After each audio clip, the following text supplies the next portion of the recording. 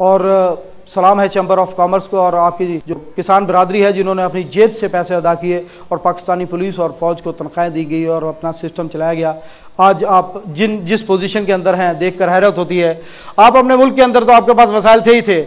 आपने हतफ 1 ए अब्दाली 1 बनाया। ये 250 किलोमीटर तक रेंज, यानी कि आपके बॉर्डर से आप 250 किलोमीटर तक बाहर निकल आए। दुश्मन आपके बॉर्डर से 250 किलोमीटर दूर हो, आप इसको हिट करने की पोजीशन में आ गए। उसके बाद गजनवी बनाया आपने, 300 किलोमीटर तक आपकी रेंज बढ़ गई। उसके बाद आप आगे बढ़े, आपने शाहीन 1 और गौरी बनाया और 1800 किलोमीटर सेंट्रल एशिया तक आपकी अप्रोच हो गई। और ये वो इलाका है जहां पर अमेरिकन और ब्रिटिश जो फ्लीट्स खड़े हुए हैं, बहरी बेड़े खड़े हुए हैं, वो इस इलाके में खड़े हैं। ये इलाका आपकी रेंज के अंदर आ गया। और ये याद रखें कि जहाज के ऊपर मिसाइल लगता है तो जहाज की आग नहीं बुझाई जाती, बल्कि डूबते हुए को बाहर निकाला जाता है। उसके नीचे कोई सुतून नहीं होता, सुराख हो गया नीचे गया। जो अलकायदा वालों ने एक किश्ती मारी थी यूएस डिस्ट्रॉयर कूल के अंदर, क्या हुआ था यमन के साहिल पर, वो जहाज पानी के अंदर डूब गया था, नीचे की तरफ गया था और ये समुद्र के अंदर खड़े हुए बहुत कमजोर हालत के अंदर है। अल्लाह ने आपको मजीद तौफीक दी, आप आगे बढ़े। आपने शाहीन 2 और गौरी 3 बनाया। 3500 किलोमीटर आपकी रेंज, जॉर्जिया तक आपके मिसाइलों की रेंज हो गई। अल्लाह ताला ने आपके ऊपर एहसान किया। उसके बाद आप आगे बढ़े और आगे बढ़कर आपने शाहीन 3 बनाया। 4500 किलोमीटर रेंज, आप यूरोप तक पहुंच चुके थे। यूरोप के बहुत से मुल्क आपकी रेंज के अंदर आ गए। रशिया 40% आपकी रेंज के अंदर था, मंगोलिया, चाइना और ये अफ्रीका के बहुत से ममालिक आपकी रेंज के अंदर आए। अल्लाह ने आपको मजीद तौफीक दी, आप आगे बढ़े और आगे बढ़ के आपने फिर 2010 के अंदर टीपू 1 और टीपू 2 7500 किलोमीटर रेंज का इंटरकॉन्टिनेंटल बैलिस्टिक मिसाइल जो कि एटॉमिक और कन्वेंशनल हथियारों को ले जाने की सलाहियत रखता है। और यूरोप का कोई शहर, कोई गली ऐसी नहीं है जो कि आपके एटमी और रिवायती हथियारों की जद से बाहर हो। अल्लाह ने आपके ऊपर यह एहसान किया, इस ज़मीन के 2,74,00,000 मुरब्बा किलोमीटर के इलाके को आपके सॉलिड फ्यूल और लिक्विड फ्यूल मिसाइलों की रेंज के अंदर कर दिया। लेकिन अल्लाह ताला ने आपको मजीद तौफीक दी। आपने इस दुनिया में एटम बम के बाद सबसे खौफनाक हथियार आबदोज में जो एटॉमिक आबदोज है उसकी रेंज ज्यादा है, लेकिन एटॉमिक आबदोज को सोनार डिटेक्ट कर लेता है कि कहां पर मौजूद है। लेकिन डीजल आबदोज क्विक डीजल आबदोज कहलाती है जिसको सोनार डिटेक्ट नहीं कर सकता। और दुनिया की सबसे बड़ी डीजल से चलने वाली आबदोज आप अपने कराची के साहिल पर बैठकर बना रहे हैं। यह आबदोज 3 महीने पानी के नीचे रह सकती है, 10,000 किलोमीटर सफर कर सकती है, 6 एटॉमिक मिसाइल ले जाने की सलाहियत रखती है। और ये जो missile Babur missile, cruise missile आप बना रहे हैं, समुद्र के नीचे से फायर किया जाने वाला, ये मिसाइल पूरी दुनिया को बढ़ता हैरत में डाले हुए कि ये जब पानी से निकलता है, पहली बात है इसकी आबदोज को कोई डिटेक्ट नहीं कर सकता। और आबदोज के पहुंचने के बाद ये जब निकलता है फजा में एक बुलंदी पर पहुंचकर इसका बूस्टर इससे अलहदा हो जाता है, इसके विंग्स खुल जाते हैं, ये नीचे पानी की तरफ गिरता है, 100 फुट की बुलंदी पर आ जाता है और कोई भी लॉन्ग रेंज रेडार इसको डिटेक्ट करने की सलाहियत नहीं रखता।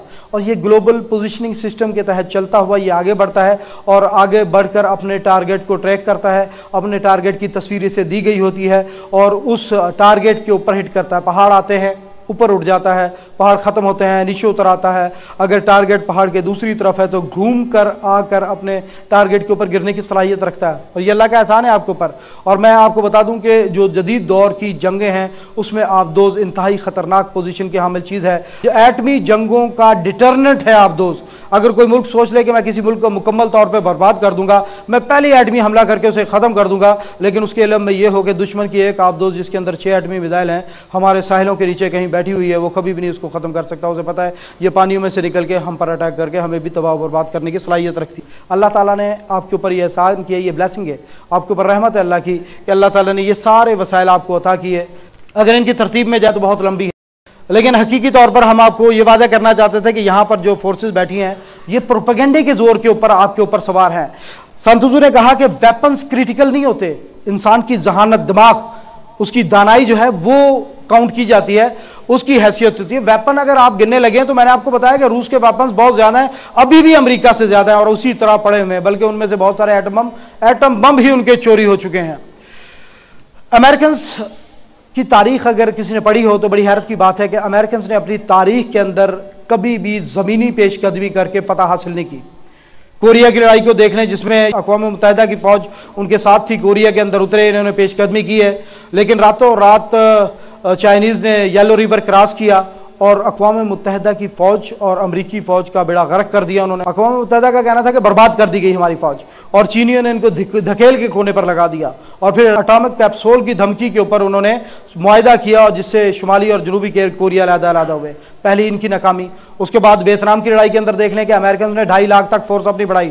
2.5 लाख फौज अमेरिकन की वियतनाम के अंदर मौजूद थी। बहरी बेड़ा मदद कर रहा था, फदाइया की मदद थी। लेकिन क्या हुआ, जब वहां से अमेरिकन पसपा हुए, 50,000 अमरीकियों की लाशें उठाकर वापस गए हैं इस जंग के अंदर। और वियतनाम फिर उसी तरह अपनी जगह पर मौजूद। और वियतनाम के हनोई शहर के पार्क के अंदर एक झील है जिसके अंदर उन्होंने अमेरिका के B-52 जहाजों के टुकड़े रखे हुए हैं, और उसके ऊपर बोर्ड लिखकर लगाया हुआ है कि दुनिया देख ले कि हमने अमेरिकियों के B-52 गिराए थे। नेट के ऊपर पड़ी हुई है, यूट्यूब पे हनोई लिख के सर्च करें सिर्फ। और ये सारी पोजीशन देखें कि वो जंगों के अंदर किस तरह पसपा उतरे हैं। अगर इराक के ऊपर आप समझते हैं कि अमेरिकियों ने जंग की और इराक के ऊपर अमेरिकियों ने कब्जा कर लिया, तो थोड़े से हम आपके सामने आदादो शुमार रखते हैं, बात आपके सामने वाज़ेह हो जाएगी। 8 लाख के करीब इराकी सिविलियन मारे गए इस जंग के अंदर। और जब हमला किया है तो 7,600 के करीब अप्रॉक्सीमेटली इत्तेहादी फौजी मारे गए थे जिन्होंने हमला किया, जिनकी मदद से अमेरिका ने कब्जा किया। लेकिन हैरत की बात है कि उनमें सिर्फ 96 अमेरिका, बरतानिया और इटली के थे। बाकी सारे के सारे फौजी मुसलमान मुल्कों के मारे गए, यानी कि एडवांस मुसलमानों ने किया, मुसलमानों के जरिए कब्जा हुआ। अमरीकियों ने जमीनी पेशकदमी नहीं की। अफगानिस्तान के ऊपर अगर हमला हुआ तो आप देखें, अफगानिस्तान के ऊपर उन्होंने बम्बार्टमेंट किए, मिसाइल दागे, सब कुछ किया, लेकिन जमीनी पेशकदमी किसने की है? शुमाली इत्तेहाद ने मुसलमानों को आगे किया, मुसलमानों ने आगे बढ़कर कब्जा किया। लेकिन आपका पाकिस्तान उस पोजीशन के अंदर नहीं है। पाकिस्तान की तरफ शुमाली इत्तेहाद बहुत छोटा सा ग्रुप है, एडवांस करना पॉसिबिलिटीज में नहीं। आपका ट्राइबल एरिया बहुत मजबूत है उनके मुकाबले में। उनको अगर इसराइल की तरफ तवक्को करते हैं तो इसराइल तो बहुत छोटा है। आपका कराची तो डेनमार्क से 4 गुना बड़ा है। आपका कोई कद काठ है जो आपको घटाकर बताया जाता है। इसराइल मदद करने को नहीं आ सकता। ये जमीन आपके लिए, हम पिछली प्रेजेंटेशन में भी आपको बहुत वादे कर चुके हैं कि हिंदुस्तान की सरजमीन आपके लिए सबसे ज्यादा खतरनाक है। अमेरिका ने इत्तेहाद किया, अमेरिका ने वो पिछला मैप जो आपको दिखाया था, वो इंडिया को रास्ता दिया शुमाली इलाका जात से और सेंट्रल एशिया तक अप्रोच के लिए। ये आपस में सौदे हो रहे हैं, ये तुम्हें देगा, ये तुम्हें बेनिफिट होगा। और इंडिया को क्या बेनिफिट है कि इंडिया हमारा जद्दी पुश्ती दुश्मन है। ये वो मुशरिक हैं, बुत परस्त हैं जिन्होंने अल्लाह के नबी को सबसे ज्यादा सताया। वो यहूदी जिन्होंने अल्लाह के नबी के खिलाफ सबसे ज्यादा साजिशें की। ये ईसाई जिनसे हम 1000 साल से ज्यादा वक्त हो चुका है सलेबी जंगें लड़ रहे हैं। ये ट्राइका आपके सामने है, इसराइल, इंडिया और अमेरिका। और ये इंडिया इस जमीन की सबसे बड़ी डेमोक्रेसी है, इस जमीन की तीसरी बड़ी फौज है, इस जमीन की चौथी बड़ी फदाइया है। और ये आपका पहला सबसे बड़ा दुश्मन है, जिसकी वजह से आपने इस जमीन की तारीख की सबसे बड़ी हिजरत की। 70 लाख इंसानों ने अपने घर बार कारोबार छोड़े और वो पाकिस्तान के अंदर आके बैठ गए। 20 लाख लाशें गिरी इस हिजरत के अंदर। 60,000 मुसलमानों की बेटियां हिंदू और सिख उठाकर ले गए इस हिजरत के अंदर। आप लोगों ने बहुत बड़ी बड़ी कुर्बानियां दी और ये आपके दुश्मन हैं हिंदुस्तानी, ये आपके दोस्त नहीं है। और ये किसी भी मौके को जाया नहीं होने देंगे। देखिए जरा हिंदू लीडर आपके बारे में क्या कह रहा है। कांग्रेस आपको नहीं बचा सकती है, क्योंकि गुजरात का दंगा हुआ, हर गांव में कांग्रेस का काम था। एहसान जाफरी जैसे मेंबर ऑफ पार्लियामेंट को मारा गया, 2 कांग्रेस वाले निकले थे। मैंने सोनिया गांधी को चैलेंज दिया था कि आप 10 गांवों के नाम दिखाओ जहां के कांग्रेसियों ने डटकर खड़ा होकर मुस्लिमों को बचाने का काम किया हो। दंगे होते हैं तब भाइयों कोई कांग्रेसी भाजपा वाला नहीं होता, सब हिंदू हो जाते हैं। यदि हम मेरे राम के जन्मस्थान पर मस्जिद बनाने की मांग करोगे, मेरी गाय की हत्या का कानून नहीं बनाने दोगे, यदि मक्का में राम जी मंदिर नहीं बन सकता है तो मेरे भगवान राम जी के जन्मस्थान पर मस्जिद बनाने के लिए निकले हैं। भगवान ने कहा है कि धर्म की रक्षा के लिए हर लोकतांत्रिक पद्धति का प्रयोग करो, लोकतांत्रिक पद्धति से कानून और राज व्यवस्था का भी प्रयोग करो। हम कर रहे हैं, दिल्ली में भी आगे जाकर करेंगे। आप अब इलेक्शन लड़के सरकार बनाएंगे, अपनी सरकार बनेगी। देखो, सरकार हिंदुओं की ही बनेगी। यह देश में मुस्लिम तुष्टिकरण की राजनीति खिलाफत के बाद चली, जिन्होंने पाकिस्तान बनाया। दुर्भाग्य से अटल जी और आडवाणी जी के नेतृत्व ने फिर से मुस्लिम तुष्टिकरण प्रारंभ करके खिलाफत के नए आयाम का प्रारंभ किया। यही हमारा दर्द का कारण है। मैं पाकिस्तान जाऊंगा जब मेरे हाथ में भगवा झंडा होगा और मैं टैंक पर बैठा हूंगा, तब लाहौर रावलपिंडी में जाऊंगा और तब आपको भी निमंत्रण दूंगा। और वही मेरे हिंदू जिंदगी का सपना है, जब मैं भगवा झंडा लेकर पाकिस्तान को समाप्त करके लाहौर रावलपिंडी में बैठा हूंगा, वो मेरा जिंदगी का अंतिम सपना। They are igniting the clash of civilisation. वो तहजीबों के तसादुम को उभार रहे हैं और हकीकत तो यह है कि इस तसादुम के अंदर वही रहेगा जो कि अपना दिफा करने के अहल होगा। क्या आप समझते हैं इंडिया इस पोजीशन के अंदर है कि वो पाकिस्तान के ऊपर अटैक में इनकी मदद कर सके? अगर वो मदद कर सकता होता तो अमेरिकन अपनी लाशें ना उठाते, हिंदुस्तानी कश्मीर में अपनी लाशें ना उठाते, यकीनन वो पाकिस्तान को सफा हस्ती से मिटा चुके होते। इस ज़मीन पर सारी कुव्वतें आपके खिलाफ जमा हो चुकी हैं। अल्लाह के नबी ने से इशारा किया, इस तरफ से लोग उठेंगे तो ऐसा हो के रहेगा इंशाअल्लाह। अल्लाह ताला ने ज़मीन के वसाइल आपको दिए, सिर्फ आपको यकीन की ज़रूरत है।